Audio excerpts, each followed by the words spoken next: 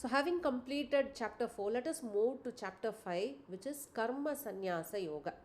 So this adhyay, this chapter covers various aspects of both Sankhya Yoga and Karma Yoga. So Sanyasa Yoga is basically also called Sankhya Yoga. In this chapter, Lord Krishna removes all doubts regarding application of action and renunciation of action. So what is sannyasa? Sannyasa is nothing but renunciation of action. In chapter 4, in the last shloka, Lord Krishna urges Arjuna to take up the path of Karma Yoga, and he urges Arjuna to use the knowledge sword to dispel all his doubts, and he urges him to take up the path of Karma Yoga. So let us see what Lord Krishna tells Arjuna in this chapter. Arjuna uvacha sanyasam karmanam Krishna punaryogam cha shamsasi yachreyaetayorekam tanme bruhi sunishchitam. Arjuna uvacha, Arjuna speaks thus, Krishna karmanam sanyasam punaha yogam cha shamsasi. Okay, O Krishna, karmanam sanyasam. So sanyasam is renunciation. Karmanam sanyasam, renunciation of action. So Arjuna tells Krishna, you talk highly or you praise renunciation of action. Karmanam sanyasam. Initially you praised renunciation of action, which is Sankhya Yoga. Punaha yogam cha shamsasi. Shamsasi is praise. Then after praising Sanyasa Yoga, that is Sankhya Yoga, then Yogam cha shamsasi. You again praised action. And Karma Yoga, Yetayoho yat ekam me sunishchitam shreyaha tat bruhi. Bruhi is tell. Tell me that. Sunishchitam shreyaha. Tell me that which is better for me, which is definitely best suited for me. Etayoho yat ekam me. Between the two, that is between Sankhya Yoga and Karma Yoga, ekam me sunishchitam shreyaha. Tell me that one which is sunishchitam, definitely shreyaha, better for me, tat, tell me that alone. So Arjuna tells that, he tells Krishna that you emphasize both Sanyasa Yoga and Karma Yoga. Out of the two, which one is the best for me? Instruct me that path alone. So we must understand that the divine course of Bhagavad Gita is for all of us, not just for Arjuna. So the Lord makes Arjuna lament, ask questions, raise queries, so that all our doubts can get clarified and we all can get enlightened. Let us for a moment look at things from Arjuna's perspective. In the 3rd chapter, Karma Yoga, the Lord instructs us to perform prescribed actions without any interest on the fruits of action. That is Nishkama Karma, which is the path of a Karma Yogi.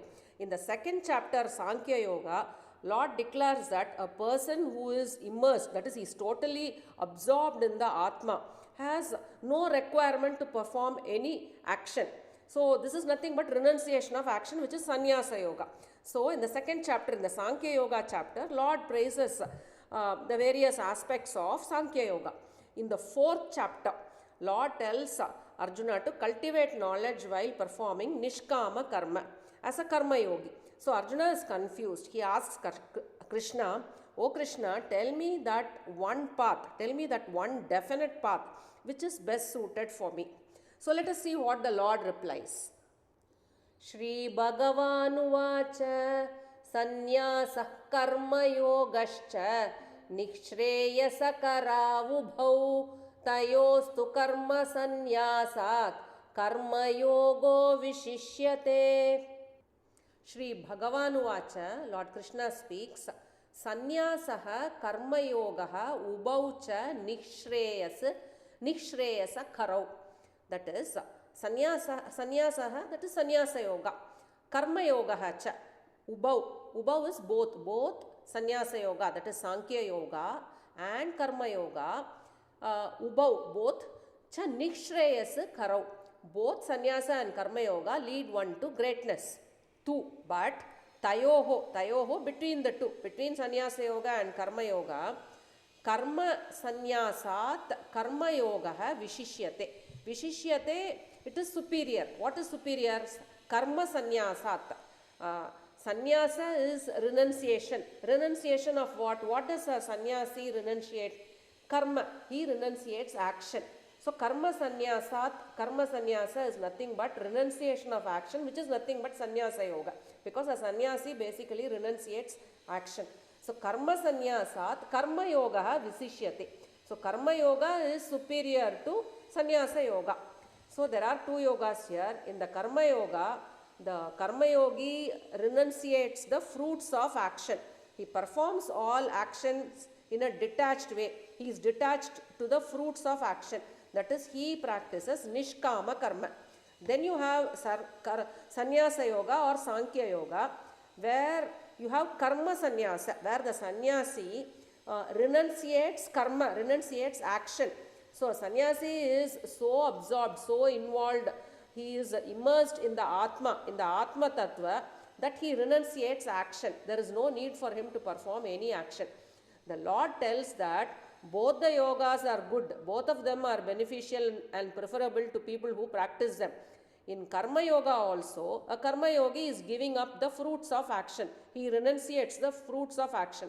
So karma yoga also leads to knowledge. A karma yogi over a period of time cultivates knowledge. He acquires knowledge.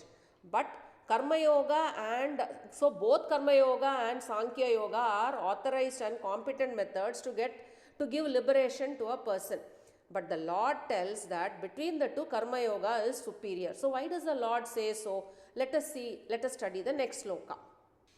Nyeyah sanitya sanyasi yo na dveshti na kankshati nirdvando hi mahabhaho sukam bandhat pramuchyate.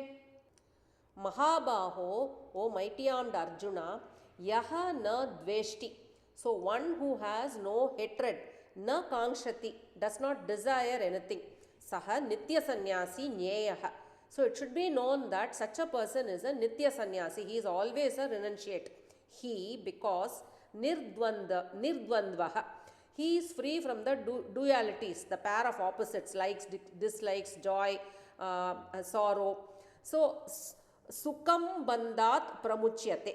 So muchyate, he easily gets liberation from bondage. Bandhat pramuchyate. So from bondage, he easily gets liberation. Sukam here means easily. So very easily such a karma yogi gets liberated. So Sri Krishna praises the followers of karma yoga path.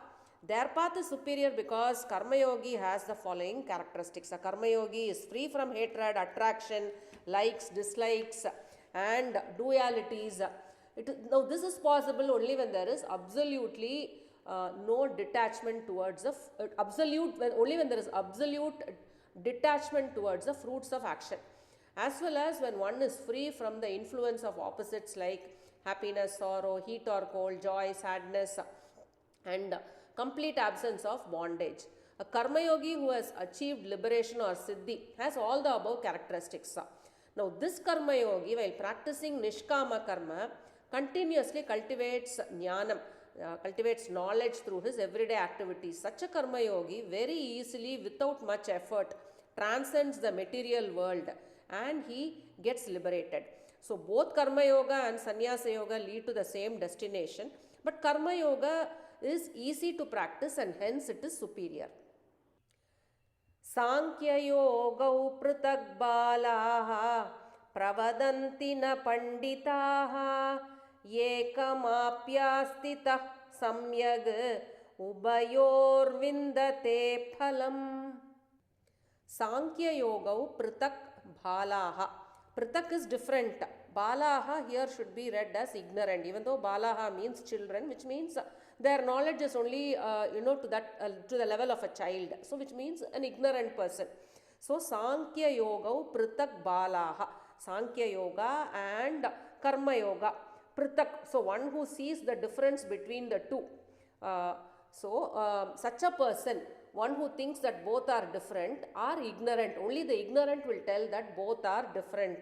Na panditaha. Panditaha would never say so. Panditaha would never say that both are different. Only ignorant will say that Sankhya yoga and karma yoga are different.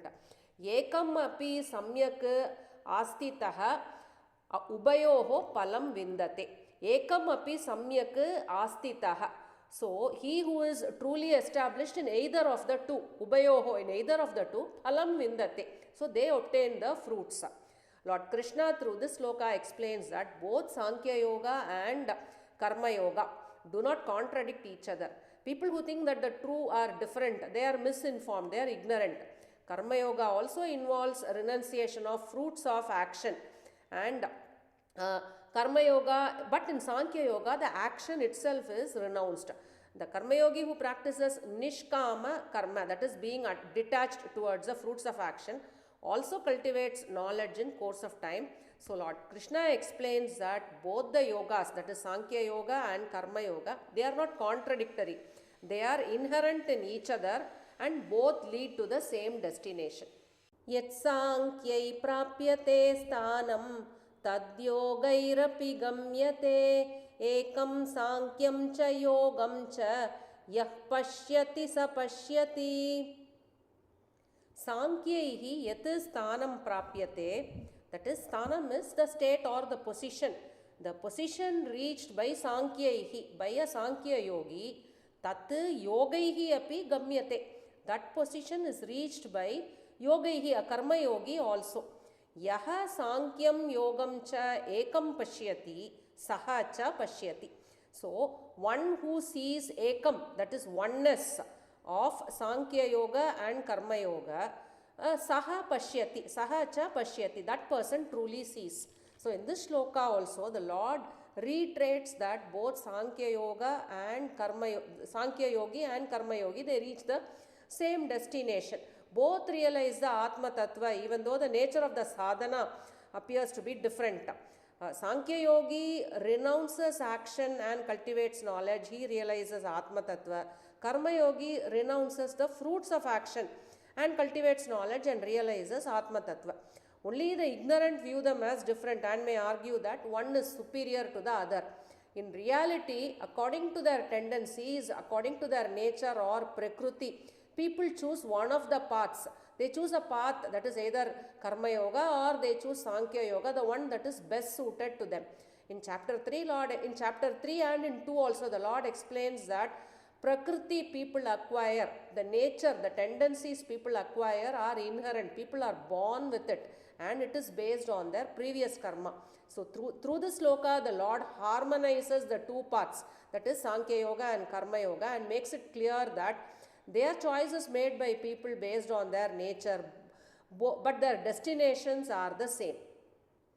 Sanyasastu mahabaho dukkhamaptumayogatah yogayukto munir brahma nachirenadhigacchati.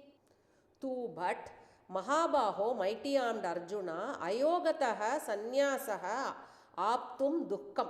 Ayogataha, yoga is karma yoga. Ayogataha, without the yoga of action, that is without practicing karma yoga, without the yoga of action, sanyasaha aptum dukkham. Renunciation is difficult to attain. Dukkham here means difficult. So, renunciation is difficult to attain without without the practice of karma yoga. Munihi yoga yuktaha brahma nachirena adigacchati. So a karma yogi, a muni is a sage. Yoga yuktaha, that is a muni, a sage who is a practicing karma yogi. Brahma na chirena adigacchati. Chirena, without delay, very easily, without delay, he goes to Brahma, he goes to the Brahman. So Lord Krishna repeatedly tells Arjuna that the question needs to be which one is easy to follow. Both the yogas take us to the same destination. But sannyasa yoga, which involves renunciation of action, is very difficult to follow. It is difficult to jump to sannyasa yoga straight away. The mind becomes pure only when nishkama karma, that is performing duties in a detached way. When nishkama karma is practiced over a period of time. The Munihi here refers to the Karma Yogi sage who is devoted to performing actions but is free of attachment, free of ego. Such a Karma Yogi who is a sage easily purifies his mind and he very quickly reaches the Brahman in the same lifetime. So Karma Yoga is superior because it is easy for ordinary grihasthas like us to follow. One can renounce actions and become a sannyasi. but the path is full of perils and dangers. It's not easy to sustain in that path. That's why we often see that people who have taken up sannyasa sometimes have difficulty in controlling their temper. They are egoistic at times and even quarrelsome, and they also fall prey to desires after taking up sannyasa. So the path of a karma yogi is best suited for ordinary people like us. Yoga yukto vishuddhatma vijitatma jitendriyaha sarva bhutatma bhutatma kurvannapi na lipyate. Yoga yuktaha vijitatma jitendriyaha vishuddhatma. So that karma yogi, yoga yuktaha is a karma yogi. That karma yogi who is vijitatma, who has controlled his mind, jitendriyaha, who has conquered his senses, vishuddhatma, whose heart is pure, sarva bhutatma bhutatma. So by knowing or by identifying himself with the self of all beings, sarva bhutatma bhutatma, the self of all beings, that is a paramatma. That karma yogi kurvanapi na lipyate. He is not affected by actions. Even though he is engaged in action, he is not affected by them. So the Supreme Lord is present as Paramatma in all living beings. Paramatma pervades all existence and is omnipresent. In this sloka, Lord Krishna explains that a karma yogi who is engaged in actions with a pure mind, with complete control over senses and body and mind, is not impacted by action even though he is engaged in action. Such a karma yogi perceives all beings not in their manifest physical form, but he perceives the Supreme Lord's presence in all living beings. In the previous shloka, the Lord declares that a karma yoga is easier to practice as compared to Sankhya yoga. So when a karma yogi reaches a state where he controls his mind, body and senses, and he performs and he practices nishkama karma, that is no attachment towards the fruits of action. He surrenders all action to God. He is not he is not impacted by his actions. His intelligence is purified and therefore he becomes Vishuddhatma. He perceives the same Atma in all beings and is thus able to merge his individual consciousness with that of the collective consciousness. Thus, a karma yogi quickly achieves Atma Tattva or self-realization. So, to summarize what we have covered in the 7 slokas, Arjuna at the very outset, Arjuna who has received instructions on Sankhya Yoga and Karma Yoga in chapter 2, 3 and 4, asked Krishna to instruct him that one path which is beneficial to him. In reply, the Lord tells that both Sankhya Yoga and Karma Yoga lead to liberation, but Karma Yoga is superior because it is easy to practice. Karma Yogi also reaches the same high position that the Sankhya Yogi reaches, but the path of sanyasa is full of perils and danger, and it is very, very difficult to sustain. A Karma Yogi, on the other hand, reaches Brahman very easily. A Karma Yogi with heart purified, mind and senses controlled, though acting is not tainted. So let us see a few more slokas in the next video. Thank you.